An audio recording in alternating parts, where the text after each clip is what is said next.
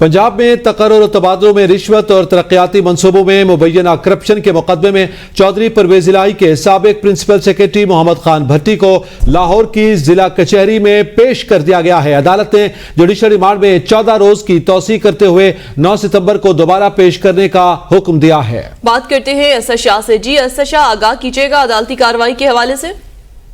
जी बिल्कुल, मैं आपको आगाह करता चलूं कि लाहौर की मकामी अदालत ने साबिक वज़ीर आला पंजाब परवेज इलाही के प्रिंसिपल सेक्रेटरी मोहम्मद खान भट्टी के तकर्रुर तबादले और रिश्वत तरक्याती मंसूबों में मुबैना करप्शन में 14 रोजा जुडिशल रिमांड पे तौसीक कर दी है। साबिक वज़ीर आला पंजाब परवेज इलाही के साबिक प्रिंसिपल सेक्रेटरी मोहम्मद खान भट्टी को जिला कचहरी में पेश किया गया और एंटी करप्शन हकाम ने मोहम्मद खान भट्टी जुडिशल रिमांड में तौसीक कर दी है। अदालत ने एंटी करप्शन की दरख्वास्त पर मोहम्मद खान भट्टी के जुडिशल रिमांड में तौसीक की है।